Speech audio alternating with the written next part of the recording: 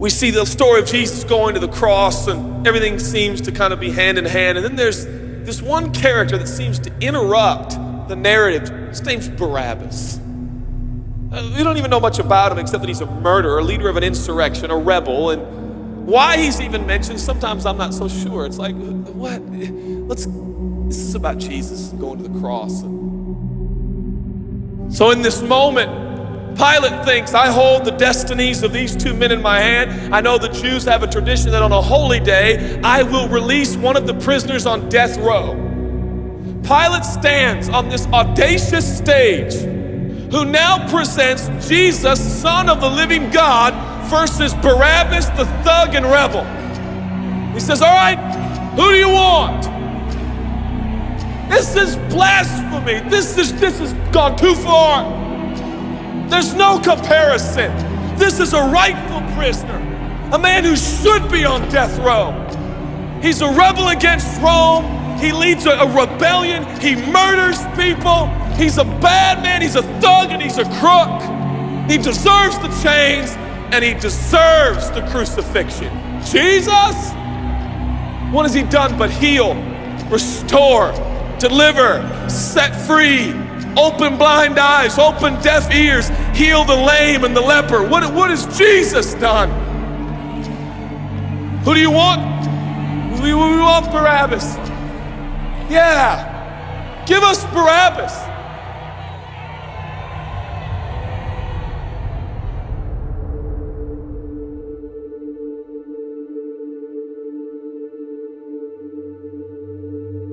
People say, give us Barabbas. The Roman soldiers come up and they put the key in and they unlock Barabbas from his chains and shackles. And he walks down the platform, welcomed by all of his thug friends. Yeah, the people love me. Yeah, that's right. I don't even know who this Jesus guy is, but all I know is my people love me. There seems to be no conscience in Barabbas. There's no record of him turning to Jesus and saying, I owe you everything now, for you have set me free. No, I don't see any of that in Barabbas. And God knew that. Jesus stood there, silent, for he knew the will of the Father. He said, it's fine, Father. Let him have Barabbas. For Jesus knew that the Father would have to treat Jesus like Barabbas so he could treat Barabbas like Jesus. Barabbas thought it was the people that set him free. No.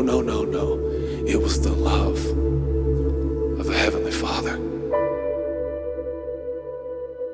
When I look at the story, I realize who Barabbas really is. That's me. That's you. That's us. And I felt, I was reading this the other day, and I felt God speak to me. I love Barabbas. I love him. But God, he's bad, man. I love him. And I wanted him to go free.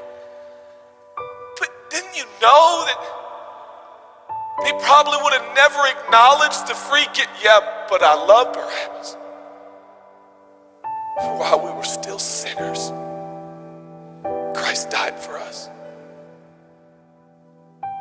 God sent his son for Barabbas, even the one he knew would walk away from Jesus and his free gift and never come back.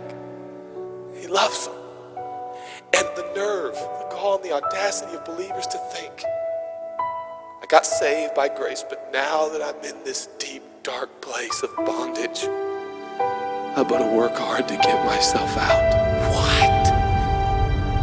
That's the opposite of the gospel. Are you bound? Are you held under the power of this temptation, this sin? Do you feel like it's controlling you? What are you gonna do? I'm gonna shake myself free. Stop it! No, you won't! You're no match for the powers of hell and the urges of sin. You will not overcome it, and you will never overcome it. You'll just be another statistic. There's no answer within yourself. Your own marriage, your own goodness, your own discipline, your own devotion will not save your marriage and will not save your kids. There's only one, and he's the one that took your place. He's the one that stood silently on the platform with Pilate and said, yes, let him have Barabbas. Take me. How many times have I stood on that platform with Pilate and Jesus, and I'm the Barabbas, and they start to take my chains off, and I say, no, no, I deserve this. I deserve the guilt. I deserve the shame. I deserve the consequence. I deserve it. Jesus seems to look at me and say, no, son, let me have it. Let me have your sin. Let me have your pain. No, God, I did it to myself. I deserve it. My marriage won't make it. This is what I deserve. I deserve divorce.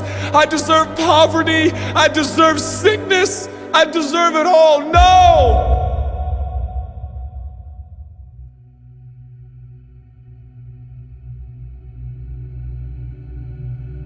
God, I'm so ashamed. Give me your shame.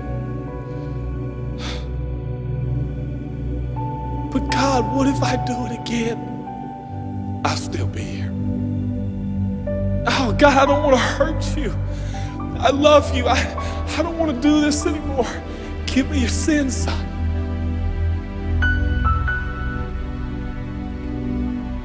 This is all we got. It's all I got. It's all you got. We can play games. We can play church games. We can pretend like some people are better than others and that's why they're blessed, or we can all come to the honest conclusion that it's God. And it's God alone.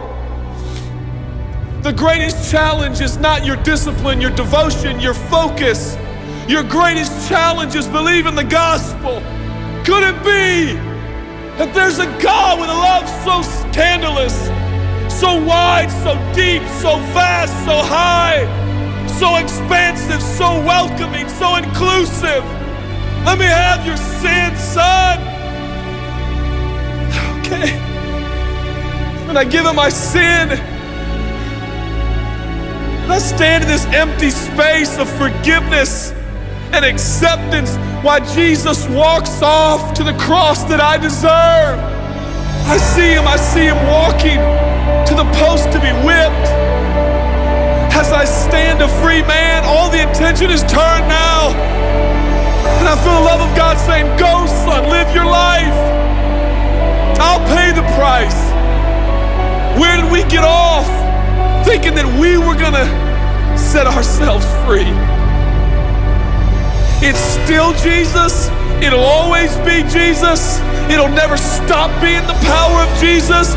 If his blood is sufficient for your salvation, his blood is sufficient to sustain you through every challenge and every sin and every temptation. Jesus is enough.